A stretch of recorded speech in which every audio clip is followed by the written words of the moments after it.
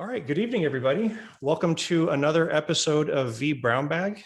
Thank you all for attending. We've got a wonderful show tonight. I'm very excited to get into another episode of our continuation of the vBrownBag IT Career Series.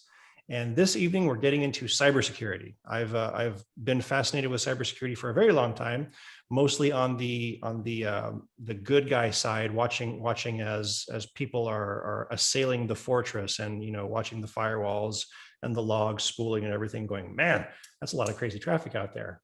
But this evening, we've got somebody who really knows cybersecurity.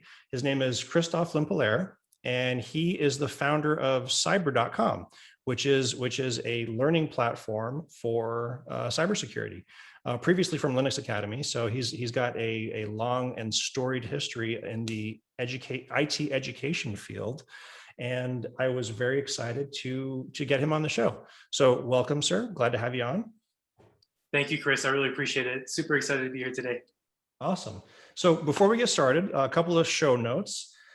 This evening's episode is getting started with cybersecurity, and I found the obligatory hooded, shady guy in the hoodie waving at you through digital Fallout stuff. So different screen than what you guys are usually used to, but I figured I'd have fun with it. Let's get in on the conversation. If you are out in the wild on Twitter, please feel free to @vBrownBag or #vBrownBag. I am paying attention to the Twitter feed. And if you are in the live studio audience, I will be watching the Q&A board and the chat board for all of your cybersecurity and career related, and any question, actually, really, just throw questions at me. Keep it clean. So our guest tonight, like I said, is Christophe Limpalair. You can find him on Twitter @Christophe LIMP. We also have all of the other channels. We got the LATAM channel and the EMEA channel. I forgot to mention that. I don't know why. I always forget that part because I'm a horrible person. And if you want to listen to my snark and stay up to date on the new episodes, you can follow me @mistwire.com and follow @vbrownbag.com. We are posting all of our new episodes and all of the exciting stuff that we have coming up. So, good sir, I will stop sharing, and you now have the power. All right, let's see what I can do with the power. And by the way, I'll put my hoodie up. Yeah, speaking of the hooded figures, if you don't follow Chris yet, or if you do follow him but you haven't seen the meme that he shared recently, that GIF of somebody hacking all the other devices at Circuit City or wherever it was, you gotta check out. You gotta go see it. It's hilarious. I don't know if I shared my screen right. Let me check really quickly. Are you seeing the whole window, or are you seeing just the presentation? I'm seeing the whole window. Okay, so I tried to be creative in how I did this. Obviously, I did it wrong. So let me fix this really quickly. I haven't used Zoom in a while, so let's try this guy. Okay, now I think that it should do the whole thing. Come on. Maybe, maybe not. No. Okay, new software, and as it goes with new software, you probably should try it a few times before you try using it. But is this okay? Can you see the screen still fine? Oh yeah, no, we can see it great. We're doing this live. It's always fun to do the Absolutely. That's really when you push the limits of systems and see how stuff works and how it doesn't work. I love doing that so much. But no, seriously, if you haven't seen that yet, that meme, definitely check out Chris's Twitter. Had me rolling in laughter for quite a while. So, but anyway, thank you for that introduction, Chris. Really appreciate it. And thanks everybody for joining us live. I know it's hard to find a good time for everybody that works, but everybody that's taking time to come to this presentation, I hope you won't be disappointed. I really appreciate you joining us today in talking about getting started in cybersecurity. And like Chris mentioned, my name is Christophe Limpalair, and I'm really excited to talk about this topic for a variety of reasons, but one of those reasons being, as Chris mentioned, that I launched a new company called Cyber, CYBR, in June of last year, and we provide both free and paid training for cybersecurity, but more importantly, we provide a community for anybody interested in cybersecurity, regardless of their skill level, to hop on and ask questions or provide mentorship if they have a little bit more experience, really just trying to make it that place to where people can go and ask a bunch of questions. And one of the questions, or some of the questions that I get very, very often, probably on a weekly basis at this point, is how can I go about landing my first job in cybersecurity? This is a really tough industry to break into. And it's a hard industry to make a living in, especially if you don't have much prior experience in IT or in cybersecurity specifically. So what I'm going to do in this talk is try to share information about three different things. Number one, how to identify your path in this overwhelming field, just because there are so many different paths that you can pursue. It's very hard to try and figure out what you're mostly interested in. Number two, how to stand out from other job candidates when you apply for jobs, because it's quite competitive out there, especially right now. And number three, just all around how to understand how to go from limited to no prior knowledge to landing your first job and then actually building a career out of this. What I'm not going to do today in this talk is go too specific in terms of role, tasks, or responsibilities for entry-level positions, just because, like I said, this is such a wide field that if I try to do that, I'm going to alienate part of the people who are attending today. And also, to be honest with you, it would take far longer to do that. So I recommend that, as we talk about figuring out your path, if you haven't already figured it out, I'm going to try to help with this presentation. And once you figure that path out, or you have a better idea, then look up blog posts, YouTube videos, and things like that go deeper into what those roles, tasks, and responsibilities are. But regardless, that's from the three things I mentioned, that's a lot to cover in about 30 minutes. So I'm going to go through that as fast as I can. And then we've got about 15, 20 minutes, I believe, for Q&A at the end. So if you have any questions, hit up Chris on Twitter using that hashtag. And then at the end, I'll be glad to answer any questions that come my way. So to get started, if I can go to the next slide, there we go. So to get started, obligatory about me, knowing a little bit more about who I am, what my background is, how I got involved in IT, but also more specifically cybersecurity. So I'm going to share a little bit of a story to get us started that you'll see ends up tying into this presentation. But like I said, my name is Christophe, which is French, it's from French origins, and that's because I was born and raised in France. I moved to the States when I was about 11 years old. So when I moved, I had exactly 0 friends, knew no one here, went to a very small private French school for a few years, so still wasn't really able to make many friends. I'm also fairly introverted, like a lot of people are in this field. And so making friends is not something that's natural or easy for me. So long story short, I turned to computers. More specifically, I started playing a lot of different video games. One in particular called StarCraft 1. Some of you might remember StarCraft 1. There's a second version now. But StarCraft 1 worked very differently from StarCraft 2. And they had these chat rooms. And so you could join the chat rooms in order to chat with other people and also in order to create clans. And so there's a variety of different clans. You would join a clan and then you'd battle it out in the game to try and see who was the best clan. But the way that they developed those rooms was kind of interesting because you could actually create chatbots. And you could use those chatbots to connect to the chat rooms and then chat with other people, or at least that's what it was designed to do. But before long, people realized that you could create custom bots and you could tweak them to attack other clans' channels. For example, I think at the time you could only have like maybe 50 people or so in a given channel at a given time. And so people found ways to create thousands of these bots, and they would do what we called load or flood those other channels, our competitors. And they would usually spam them with so much content, usually vulgar messages since we were teenagers at the time, that they could no longer use the channel. They effectively caused a denial of service on those chat channels. And so then they would try to retaliate with the same types of attacks. They would go and deface websites. They would try to send malware, or we would try to send malware, and it just kind of ballooned out of control. And so because it was ballooning so out of control, the creator of the game, which is Blizzard, they're still around, huge company, they started taking action. And so they started patching the game so that you couldn't use the same bots in order to do those types of attacks. Except, of course, we got creative, and so we found vulnerabilities in those patches, and we kept playing this cat and mouse type of game where Blizzard would release patches, we'd find ways around the patches and keep going on and so forth. The reason I'm talking about that, we'll get to the reasons why I'm talking about it, but at the time I was 12, 13, 14 years old, and I was just so absolutely fascinated with everything that was going on. Even in school, I would just daydream about going back online and finding my friends there. And so my grades started suffering and everything, but it was just so captivating that I couldn't detach myself from the computer. But the interesting thing is, as a kid, I had no idea that what we were doing, first of all, was probably not legal, but it was a long time ago, so I'm good. But also that what we were doing could literally be turned into a paid profession. Like this is something that people were paid to do or to prevent. And we were just doing it for fun. I mean, some people were doing it for money, but most of us were just doing it for fun. I had no idea that this could be an actual job. But after a little while, I decided, you know what, I want to kind of move past this. I want to help people not destroy stuff. So let's move past this kind of darker stuff and move towards development, because I really enjoyed the development side of it, and more specifically web security and web development. And so I started focusing more time on that, and then ended up in cloud computing, cloud security, and things like that. But the main reasons I share that information, and by the way, I get really passionate about this topic to the point where I totally forgot to move forward in the slides. So bear with me a second as I catch up with the slides that you're actually supposed to be following. One of the reasons that I talk about this story is because there is no one path to getting into cybersecurity. I didn't get into it by studying for it in school or by starting out in an entry-level job.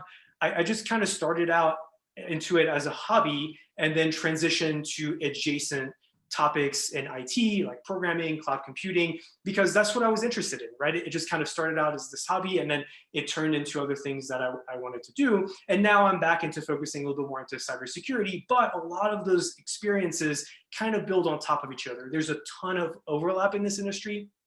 And so when we talk about potential entry-level jobs later on in this conversation, keep that in the back of your mind. Keep in mind that there's not just one way of getting into it. You can start, and for example, if you're interested in something like application security, but you love programming and you can't get AppSec jobs, maybe start in programming. And then as you're working with your team, building web apps or mobile apps or whatever you're working on, then you can start introducing application security concepts, because maybe that team doesn't already have those. And so you start introducing that, then you can add that to your resume, or your manager takes notice, that kind of thing. And we'll talk a little bit more about that. But keep that in the back of your mind. A lot of things in IT are absolutely intertwined. It doesn't have to be one at the expense of another. The other reason that I mentioned that, let me see if I've got, oh yeah. So the other reason that I mentioned that is because the way that I found my path was by trying all kinds of different things and cutting out the stuff that wasn't interesting to me, and then focusing more on the things that were interesting to me. So we'll talk a little bit more about that in depth in just a minute, as I mentioned, but really try to keep that in mind of, it's okay to try different things. It's okay if you spend a month or two in one area and you realize, you know what, I really am not enjoying this. I want to go back to what I was doing before. Those are indicators of the path that you're more interested in. And you're in the exploratory phase at that point. So that's totally fine.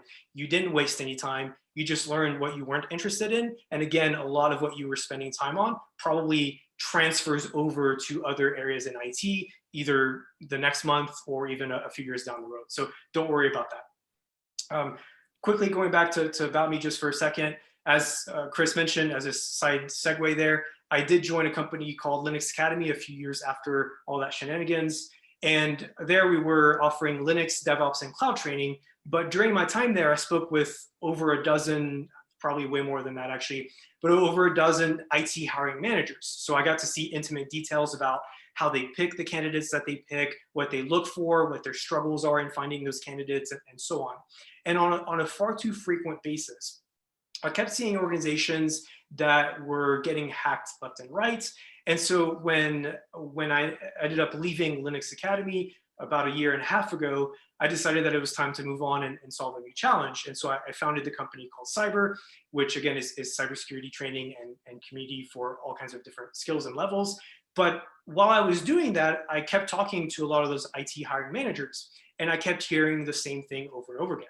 I started talking to individuals in cybersecurity that were trying to break into it. I kept hearing the same thing over and over again. On the organization side, I kept hearing this sentence: we can't find talent, there's a massive skills shortage. But on the individual side, I kept hearing the same sentence of, every single job position, even entry level, is asking for 5+ years of experience, and all of these requirements under the sun, they're looking for unicorns that don't exist. So it's two frustrated sides of the exact same coin. But at the end of the day, who's right? Honestly, both sides of the coin are absolutely right. There's truth in both sides. Some people have this idea that to be in cybersecurity, you need to have an insane amount of experience, but that's simply not always true. It can be true depending on the type of position, especially if you're looking for intermediate or above levels of positions. Absolutely, you need a little bit more experience, but I don't subscribe to that philosophy for entry-level positions. And so when I work with organizations on trying to solve this problem, I keep trying to tell them, throw out your requirements completely, start from scratch, and let's really figure out what the must-haves are versus the nice-to-haves. But I'm not really here to talk about hiring managers. I'm here to talk about individuals. So if you're looking at entry-level positions and you're not getting the job, I sometimes get a little bit of hate for this. But in my opinion, you're not actually missing out on that job because of a lack of years of experience. Not really, in my opinion. I mean, sometimes it might be because of a lack of years of experience, but in my opinion, there are ways to overcome that if you play your cards right, because I've seen it over and over again. So let's talk a little bit more about that. And let's look at how we can not just point the finger at the organizations and say, well, they have insane requirements, I can't get jobs. Let's try to internalize how we can work on our presence, our resume, and our skills in order to make ourselves more marketable to the organization. And to do that, I want to share another quick story with some actual examples of people that I've seen overcoming this problem. So either right now or after this conversation, as maybe some homework or however you want to see it, try to think of maybe 1 to 2 different people that you admire either in the cybersecurity industry or even any other kind of industry if you haven't been in the field long enough. Try to think of 1 or 2 people that you've admired and try to think about why it is that you admire them. There could be a million different reasons, far too many to list, but ultimately the reason why you admire them is because you know that they exist. You've seen 1 or more of their accomplishments. Maybe they taught you something, maybe they inspired you, maybe they represent something that you believe in, but the reason that you had that connection at the end of the day is because you know that they exist. Again, maybe it's a YouTube video, maybe it's a blog post that you read about them, maybe it's a social media presence. It doesn't really matter what it is or why it is. The fact of the matter is they put themselves out there and you found them and you connected with what they said or what they did, and now you look up to them. The reason I say that is because hiring managers are human as well. They connect with people in the exact same way. And hiring, believe it or not, is largely or in large part about connecting with the candidates who are applying to the position. But if they can't easily connect with you, you really drastically lower your odds of getting that position. And if there's another candidate that they're able to connect with, they're the ones who are likely to get that position, even if they don't necessarily check all the different boxes, including that box that talks about 5+ years of experience. So one of the absolute best ways that I've found and heard that you can help that hiring manager connect with you is by documenting your learning journey on the internet. What I mean by that is really just spreading and sharing and shouting from the rooftops and saying, here's what I'm currently working on, here's what I've learned, and here's why I'm doing it. Even if you don't feel like you have anything to document, you do. That's the beauty of it. Every single person here does, including myself. Even if you're just brand new, just getting started, start documenting that process. Document what's confusing you. Maybe you're reading a blog post and you're going, I have no idea what they're talking about. Talk about that. Be open and public about it. And then as you figure it out, then go back and update the blog post and say, okay, here's where I started. Now here's where I am. And here's the difference. And so as a hiring manager, I can then look at that and I can say, this is awesome. This lady or this guy is really committed to making it in this industry. They're really committed to learning. And I'm enjoying learning about that journey. And in some sense, it might remind them of where they started and how they got to where they are as well. And so they can connect on a human level with that. I've got 3 quick examples of this in the real world, so you can see I'm not just making this up. As I take a swig of water. So this is not the lady that I keep forgetting the slides. I'm so sorry, guys. I'll make these slides available for download. I'm really bad about that. I get too passionate about this. But this is not the lady that I'm talking about. This is just an example that I saw this morning. So I took a screenshot of it to include it. But we have a member in the cyber Discord who's been documenting what she's been learning on LinkedIn. She's been learning some Terraform, some GitLab, some AWS, and a bunch of other stuff. And she would write about what she was learning, kind of like what Rishab is writing about here. So a few months ago, I hopped on a phone call with a VP level hiring manager at a Fortune 50 organization. And we started talking about hiring, we started talking about finding talent. And I asked him what he looked for when he was looking at candidates. And he starts talking, and in the middle of his sentence, he just kind of cuts himself off. And he stops for a second, and then he tells me, hey, so there's actually this lady on LinkedIn who's been documenting her learning journey. And I've been watching that for a few months now. And as soon as we open a position for the skills that she's developing, I immediately want to hire her for that position. Right there and then, first of all, I knew who he was talking about. I mentioned the name, and he said, yep, that's exactly who it is. And the beauty of that is she's probably going to get a job before they even post that position online, before other people even get a chance to apply for it, simply because she was documenting her learning journey online. She doesn't have 5+ years of experience. I know that because I know her. Doesn't matter. Even if they were going to list that on the job posting, the guy doesn't care. He's the one who's hiring her at the end of the day. And he already told me, hey, it doesn't matter that she has 5+ years of experience. I'm so amazed with her learning journey so far over the past few months. I want to get her the job. There was one other guy that kind of a similar situation, except he wasn't documenting his journey. And he asked me to take a look at his resume. So I take a look at his resume, and he has no prior IT experience at that point. And so I'm looking at the resume, and I see like all these different chef positions at different restaurants.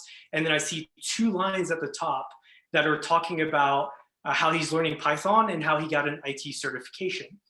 And so I'm looking at that, and I'm like, man, I know why you're struggling to get a job. We got to fix this. We got to fix the formatting. But also, let's just hop on a call and let's talk about this a little bit. And so I go, hey, man, why are you learning Python? What are you learning about Python? Can you tell me more about that experience? And the guy goes on a 10 to 15 minute conversation, and he's not a talker. So he talks for 10, 15 minutes straight about all the cool projects that he's creating in Python and everything. And I'm just like, this guy is just spewing passion for what he's learning. That's not showing anywhere on his resume or on his online presence. He doesn't have a blog. He doesn't have LinkedIn. He doesn't have any of those platforms set up. So how would I, as a hiring manager, looking at that resume, have any idea that the guy's working on those cool Python projects? But if you find a way to include that in both your resume and in your online presence, immediately I can connect on a deeper human emotional level to that person, and I can see that passion being reflected. I want to talk to you further. I get you on the phone. I hear the passion. I get to make sure you're a good cultural fit, and then I hire you, right? That's just how it works. One more quick example before we move on is actually with somebody in this very conversation with Chris Williams, who became an AWS community hero a couple of years ago, I believe it was. And I don't want to put words in his mouth. I haven't actually heard the story yet of how it happened, but I'm willing to bet that he didn't just wake up one day and out of the blue, out of nowhere, that opportunity fell in his lap. He'd been working for probably years prior to that point in giving back to the AWS community in very big ways, including with podcasting and blog posts and many other ways. And AWS noticed. And so after a while of noticing that, it made for a no-brainer, very easy decision. But they had to notice that work. They had to notice that he was giving work back, because otherwise they would have had no idea. And Chris, correct me if I'm wrong, if I'm completely off base here. Maybe you did wake up one day and they're like, this guy looks cool. Let's give him It was very easy. They just like literally fell in my lap. I sit at home and eat bonbons. I don't do anything other than 3 user groups, a podcast, a blog. But that's the thing, right? Like all of that work that you put out, it wasn't just stuck in your brain. You had to publicly show that, because if you don't publicly show that, people at AWS would never know that you did all those amazing things, even if you are doing them offline. So I guess that's kind of the point that I'm trying to make. Just to be clear though, a lot of people aren't comfortable with putting out YouTube videos. That's totally fine. A lot of people hate writing. Totally fine. Maybe that's not your passion. That's okay. You don't have to go to in-person meetups if you're not comfortable with that, post-COVID, or conferences to shake a bunch of hands. but you have to find one medium or one format of your choice that you're okay with. Maybe that's audio, maybe that's video, maybe that's written. Everybody's a little bit different strokes for different folks.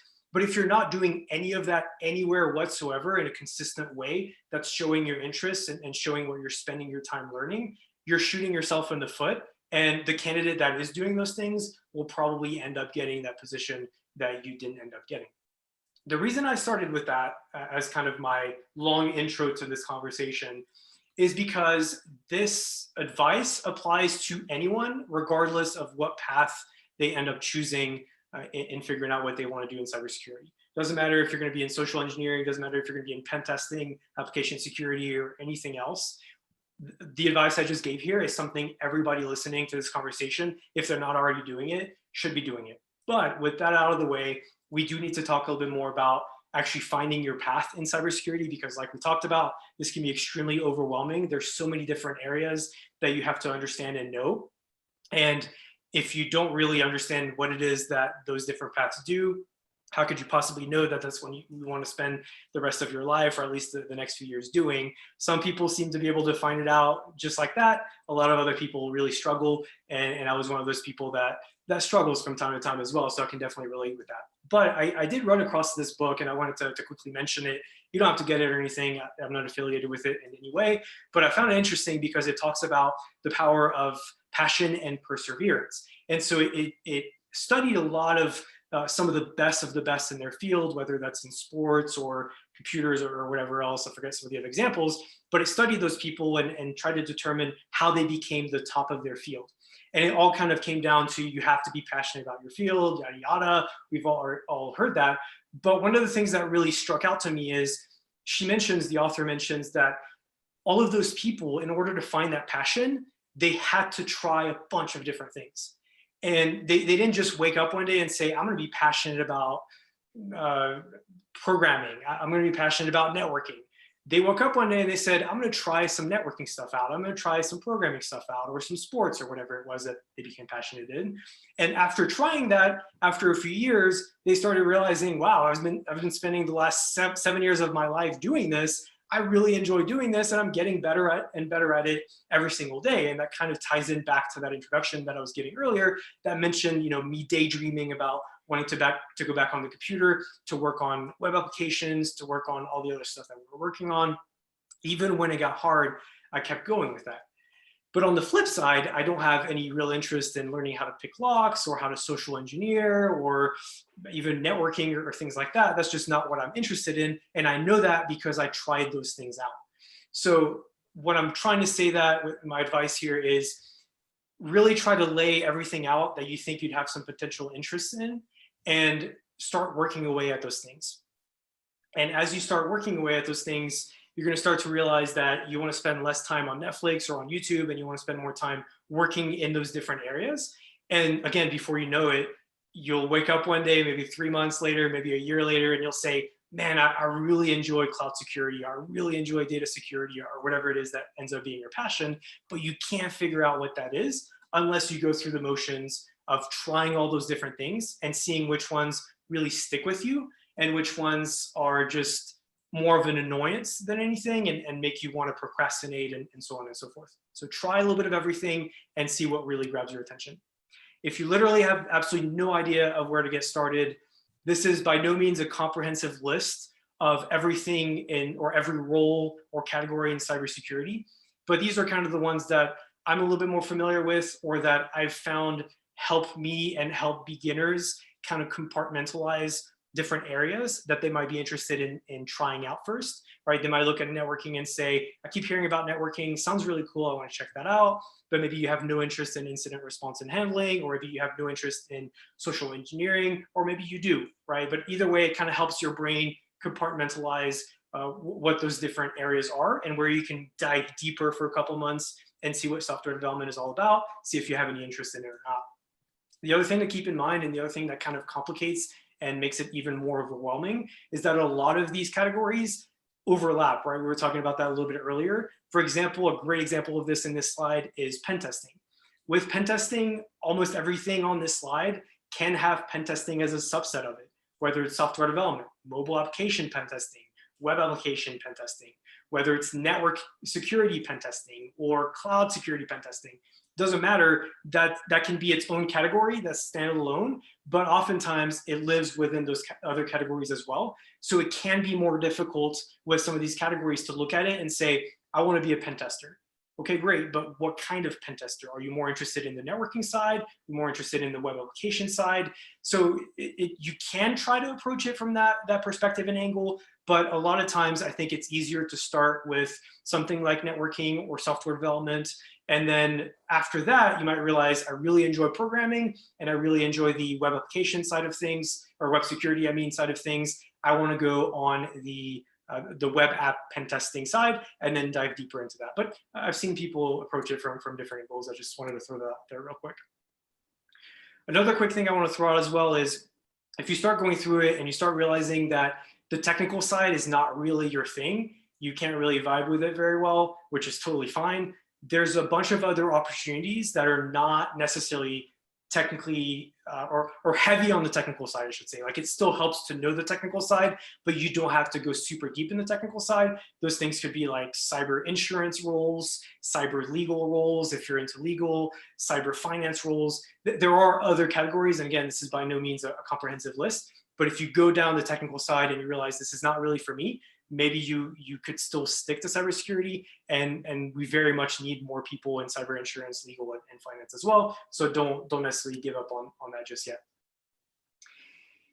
What I will say right now, if you're still kind of overwhelmed looking at all those different categories and you're still not really sure where to start, and you're like, yeah, this guy's not helping me figure out where to start figuring out my path yet, I will say a recent study that came out mention that some of these roles are the areas that are expected to have the biggest quote unquote cybersecurity skills shortage in the next few years. I believe this was from last year. Yeah, 2020, it says up there. So this study was from 2020, and they found that based on their research, the 3 top roles are going to be application security, cloud security, and I call it incident response and handling, just because there's a bunch of other ones below that. They call it security analysis and investigations, but I kind of clump that into incident response and handling. So if you're again, you're kind of overwhelmed with all the different options and available paths that you can go down into, I would say maybe start with these 3 and then dive deeper into AppSec, dive deeper into cloud security, dive deeper into incident response and handling, see if that's your jazz or not. And if it's not, then try some of the other ones. Look at networking security, which is also really important. And you can see, I think it's like the 7th down there. Pen testing, red teaming, risk or compliance administration, and so on and so forth. If that still doesn't help you narrow it down, the last thing I can think of is maybe go on meetup.com, maybe pull up the B-side, besides like security, besides conferences and things like that, where right now most of them are virtual anyway. So you can pull those up online and jump into different conversations. Most of these are free or very affordable. Jump into a network security conversation, jump into cloud security and some of the other ones, and see which ones you're connecting with better, see which ones make more sense to you, or that you're like, yeah, I'm gonna listen to this entire conversation because this is really interesting, versus the ones where you're just like, yeah, I'm gonna leave, this is putting me to sleep. And that can really help you narrow down even further. Takes a little bit more time, but at that point, I think combining everything I just mentioned, it should give you a really, really solid starting point or idea of where to get started. So once you found your path, I'm going to take a quick sip of water. Once you found your path, at a high level, it's very straightforward from that point on, although at a technical and deep level, this is really where the rubber hits the road. At that point, the best advice I could possibly give you is just learn that as much as you possibly can. You've probably already spent a little bit of time learning it. That's how you figured out that that's what you wanted to do. But at this point, just really hammer into learning as much as you can about that particular path. Take online courses from Cyber, Udemy, other platforms like that. Look up researchers, look up bug bounty hunters, anybody that's talking about that path that you're interested in, that's creating reports, that's tweeting about it, that's creating blog posts. Study the crap out of everything you can find. And when you don't understand something that you're reading or trying to do, just keep researching that further as much as you can. And use that to get practical experience. The other thing I keep hearing about from hiring managers, especially for students that are coming straight out of, say, college or high school, their main complaint to me is that the people that are coming out with degrees do not have practical experience. They throw them into the environments and they don't really know what to do. They just know the theory. So the main tip there is just get as practical as you can. Try to turn every single concept into a practical learning experience. And then document your learning journey as you go through all those different steps. Share what you learned, share what didn't work, share your frustrations, share how you overcame those frustrations, and just keep documenting all of that. The best way to practice, and this applies to most of the different categories that I had up on the screen earlier, even with social engineering, you could try to do some of this, physical pen testing, you can do some of this, but try to set up some labs for you to practice. We're talking about networking labs, we're talking about development labs, hacking labs, or pen testing labs. Most of this can be done for free or very cheap. You can set up the software, you can simulate attacks, you can sift through logs and find signs of breaches in those logs that you simulated. And then you can try to build scripts if you want that would detect those issues or those breaches, break that, start over, just keep hammering as much practice as you can, create your own mini scenarios, try to make them realistic. There's a bunch of different blogs out there that can help with that.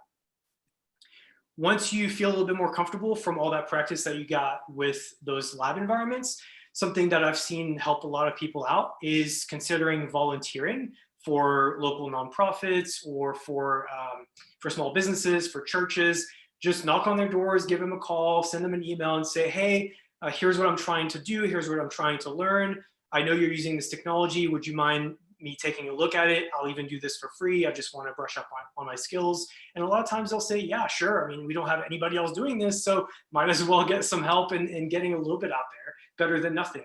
And so then you can put that on your resume. You can maybe get a referral from somebody that you helped by doing that, especially from small businesses and nonprofits and so on. And so then you get that practical experience beyond just the home labs that you can lean on during interviews, and also maybe even take that to your own home labs again, expand on that, create different scenarios, again, document the crap out of all that. We actually have somebody in the cyber community, and I think I've got a slide for that too. We've got somebody in the cyber community who's trying to rebuild an existing project called SQL Map, which is a tool that's used to find SQL injection vulnerabilities. And so they just kind of, they keep that open. They don't really look at the source code yet. They just try to think of, okay, how would I build a mini version of that tool? And then they kind of compare and contrast with how the tool is actually doing it. And maybe they found a better way of doing it, or maybe the way SQL Map is doing it is better. And so they get to learn from that, but they get to compare and contrast with other existing tools, just in a much smaller version of that. And I guarantee you, if you put that on your resume, that's going to raise some eyebrows with hiring managers who are saying, wow, this is really cool. They build an actual tool that can be used. I can even demo it by going on GitHub and downloading it myself. That's awesome. That shows that this person is really, really interesting. One quick tip on that before we move forward is if you get stuck, whoops, yeah, I'm getting ahead of myself. If you get stuck on trying to figure out what else to learn, like you went through a bunch of blog posts, you did all the labs that you can think of doing, and you're just you're still not able to get the job, or you're still not confident. One tip that I've given to people on how to get past that hurdle is go to Indeed.com or some equivalent website and pull up that job path that you're interested in, look at various titles for that job path, and look at the exact requirements that they list on those job postings, and they'll tell you what they're looking for, right? So if maybe you're really good at 50% of those things, and the next 50% you haven't got any experience on, maybe it's stuff like documenting, communication, or something else, right? Using specific tools, whatever. Now you know, okay, if I want to apply for this job, maybe you don't even care about that company or whatever, it doesn't matter. Just I want to apply for this type of job. I have 50% of the requirements down good. I need to work on the next 50. That gives you the roadmap and plenty of work to do for the next few months of areas that you can really focus on. Two more questions as I start to wrap up. Two more questions that I hear all the time, just to kind of throw my head into the conversation. A bunch of people give their opinions on this. It really depends on who you ask. I'll just give you my own opinion on whether you need a degree and whether you need certifications. The first answer I tend to give for do you need a degree is not necessarily. I've got a big caveat and I put that in parentheses there. But to me, the degree can help get your foot in the door, especially if it's usually larger companies because they have HR that's screening those applications and sometimes they're looking for that. So if you don't have it, unfortunately, HR is just going to toss it. So it can help get your foot in the door, but I don't call it a hard requirement. I don't think you have to have a degree in order to get into this field. There's plenty of other positions that don't specifically require you to have a degree. So again, going back to what I was saying earlier, if you do still go to college, if you do still go to get a degree, awesome, great for you, but spend nights and weekends getting the actual practical hands-on experience, because again, that's what I hear most often from hiring managers of just, yeah, these people are graduating and they just don't have the hands-on. So get the degree plus the hands-on. Don't just rely on the degree itself and think that that will open all the doors for you. Same thing with certifications. I love certifications. I have multiple certifications. A lot of them have expired, but over the past few years, I've gathered a few different certifications across different areas. So I think they can be great. I just think some people approach them the wrong way. And I think a lot of times they are not necessary. Again, I'll talk about a big caveat in a second. But to me, the importance of certifications is not necessarily the piece of paper that you get at the end of it. The important part of certifications is the journey to getting certified. That's really what matters most, because that's where you're supposed to be learning everything. So they can give you a great framework of how to go from A to Z. For a lot of people, if they're trying to self-learn, it can be very difficult for them to stay on track. Having that certification as a goal is a great way to stay on track, a great motivator. You set that date, you set the goals, and you just have to go because you've already spent the money on it. So it can be a great way to do that. Just don't focus on getting the piece of paper, focus on the steps needed to get the piece of paper, and use that to create your labs, to create scenarios, and so on. One big caveat on that, oops, I'm so bad at slides. Okay, I don't have it as a slide. One big caveat on that is some jobs in this industry do require certifications, do require degrees. You've probably heard of the CISSP being a requirement on some of those positions. So there are certain paths in cybersecurity where if you want to work for government or even some private industry that might work with government or that are big organizations, they might require that you have a CISSP or a CEH or something like that. And so in some cases, yes, it is a requirement. So I kind of go back on what I was talking about. But in my experience, having working more with startups and smaller businesses, I haven't really worked with larger scale organizations. Having worked with startups and small businesses, usually they're hurting so bad for the talent because they're so small that they don't really care if you have the certification or degree. They just want to know that you can get the job done and get the job done well, and they'll hire you regardless of whether you have those things. So it kind of depends on what you personally are interested in. And so try to figure that out too. Do you want to work at large organizations / government, or do you want to work at startups / smaller businesses? And that will kind of change the answer that I give based on those directions. So with that, I'm going to stop talking my head off. I've already covered a lot of different things. I'm sure there's some questions coming in, but if you have more questions after the fact, or if you want to connect, if you need some help, if you have more questions after listening to this, then you can find me on Twitter at Christophe Limp. You can find me on LinkedIn, Christophe Limpalair. It's kind of hard to spell, so you might want to take a screenshot. Or you can find me on cyber.com. That's CYBR, no E, .com, and you can also find our Discord community through that website. It's just in the top menu. It's completely free. So if you do have more questions, I'm on there pretty much every day, almost every hour of the day. So feel free to connect with me there. On that note, Chris, I'm going to hand it back over to you and see if there are any questions. Yeah, actually, there are. They've been coming in. There's been several that are kind of overlapping, so I'm going to coalesce them into a couple of different buckets here. First off, so there was a question revolving certifications, and I'm going to paraphrase a little bit. Say you have the goal for getting into like one of the larger business things where they're requiring the experience and stuff. Can you get your feet wet with a startup or with a smaller organization, and then use that experience to springboard into the larger organizations? Or do you really need to get that degree or that CISSP?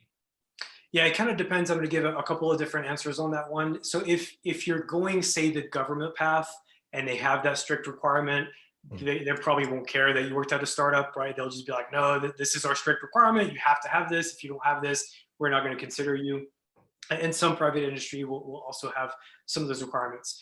The one thing I will say about startups versus or small businesses versus large enterprises, and again, this is more of me comparing notes with some of my past colleagues or friends who have worked at large organizations, since I haven't, but I've worked at startups and they haven't, so we've kind of compared notes. The thing with that is it's usually not as black and white as I can start there and then work my way up, because to be honest with you, it does kind of take a different personality to work at smaller businesses than larger businesses. One of the reasons I say that is because in larger organizations, a lot of times you already have the processes, you already have the teams, you already have the culture around security. They throw you in there and you have a very narrow scope of work. And you have a lot of help. You have IT help desks that can give you hardware. You have a manager that can point you to training resources because they have a training budget. Whereas a lot of times when you go to startups or small businesses, everything's on fire. And they throw you in there and they say, yeah, we have 0 processes. We don't have any security tools in place. Everything's breaking. Just fix it. Go do it. Go fix it. And I know a lot of people that would completely drown in that environment. I happen to thrive and love that kind of environment. And I don't think I would succeed at a larger organization because the structure would probably suffocate me. So I wanted to get that out of the way too, of it may not be as easy as that because you might end up being miserable at one end or the other. But there are a rare set of people that can handle both, and that's awesome. I'm definitely not one of them. But if you are one of those people that can handle both sides of the extreme, then yeah, I definitely think that having that experience at something like a startup or small business and being able to add that to your resume and then going to a larger organization, they'll look at you and they'll say, okay, well, this guy or gal obviously knows how to handle pressure, obviously knows how to handle a lot of different crazy deadlines, shifts in priority, and so on and so forth. And they were successful because they stayed there for a while, or they went from this role to this role to this role. They're probably going to excel here as well. Let's go ahead and hire this person. And they won't really care if you have a degree. They won't really care if you have that certification. Again, another slight caveat to that is if it does have to go through HR first, then they probably won't even look at all that. They might have that checklist, depending on the organization, that says CISSP, check, they can go through. No CISSP, ban, they can't go through. So it's never black and white, but hopefully that answers your question a little bit and gives you a little bit more guidance. Unless they do a lot of posting on LinkedIn and catch the eye of the hiring manager. That's the thing, man. If you can catch the eye of the hiring manager, you don't even have to go through HR. Nice. Okay. Back to the labs section that you were referring to. Do you have any examples or recommendations around hacking labs? Hacking labs, can they be a little bit more specific? Is it possible to get like whether they're talking about networking or application or just general? They didn't. So let's just say both. Okay. One of each. The great news is there seem to be more and more platforms that are doing this, and cyber is going to be one of those platforms that ends up offering more and more of that. Nice. As well. Yeah. We're focusing a little bit more on application security. We don't have labs that like you don't click a button and it deploys the lab environment for you. Instead, you do it in your own environment, which has its pros and cons. There's Hack the Box that's really blowing up in popularity right now. They really focus on the deploying that environment for you, giving you some steps of things to complete in that lab environment, and then making sure you actually complete it before moving on. So it kind of depends on what you're looking to focus on. I would just probably Google that. If you're looking for environments that can be deployed like that, try to see if you can type like network security, Hack the Box, or network security lab or something like that. And there should be a lot of different options that pop up. If you're not looking for the one where they deploy it on your behalf, if you want to create your own environments, which I think has a lot of benefits, by the way, I think both sides have a lot of benefits, so don't just rely on one or the other. If you're looking for that kind of thing, if you're looking for application security specifically, definitely check us out. We're adding content all the time, or just type in like, network security training or whatever. And a lot of those courses should end up having labs that are baked into the course material as well. Nice. Is that hackthebox.eu? Oh yeah, I think that is .eu actually. Yeah. Did I say? I don't know if .com redirects to it or not. I just Googled Hack the Box. Yeah. Nope, it doesn't exist. So it must be hackthebox.eu. Okay, cool.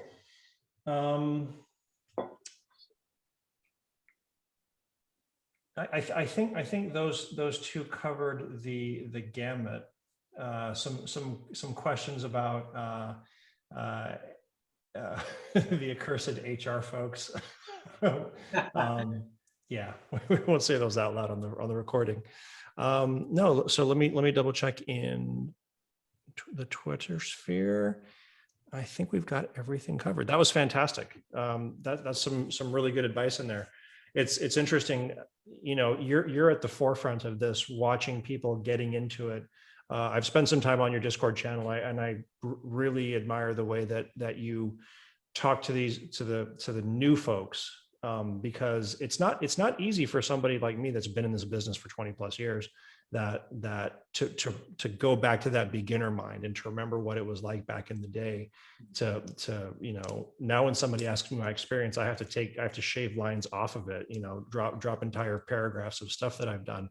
But to have somebody that, you know, just put one line of Python, but can continue on and talk about it for hours on end. I mean, that's money. Why would you just have one line of a resume like that? Awesome. Well, you're doing good stuff. One quick side note to what you were saying too, because this kind of breaks my heart sometimes, and I'm trying not to dock too much on education. Right? I think education is fantastic, obviously, but sometimes I see people that are just struggling so hard to get that job that they think the solution is to go back to school and rack up even more debt.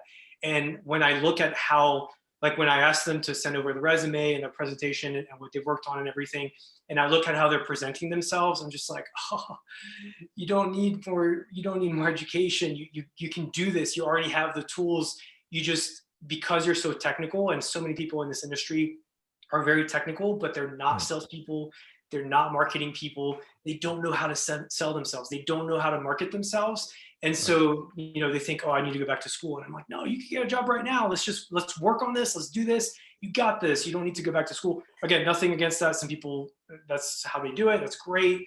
But sometimes it just kind of breaks my heart, because they just need that extra push and that little bit of help. So hopefully we can do more of that in the future. Chris, thanks so much for having me here today. I really appreciate it. Hopefully this helps at least one person out.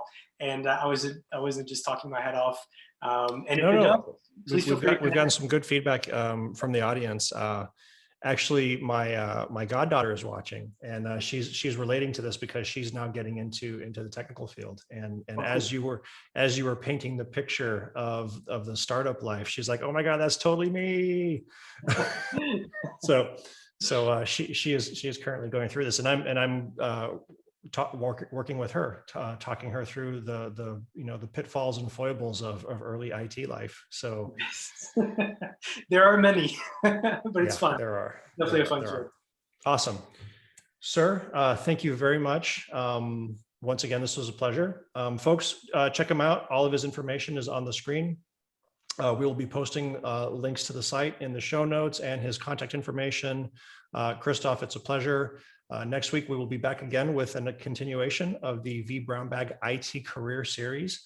We've got a lot of really awesome folks lined up, and I promise that I will be posting them on the website with dates and attachments, because I'm terrible at that. Christophe, thanks a bunch, man. Thank you.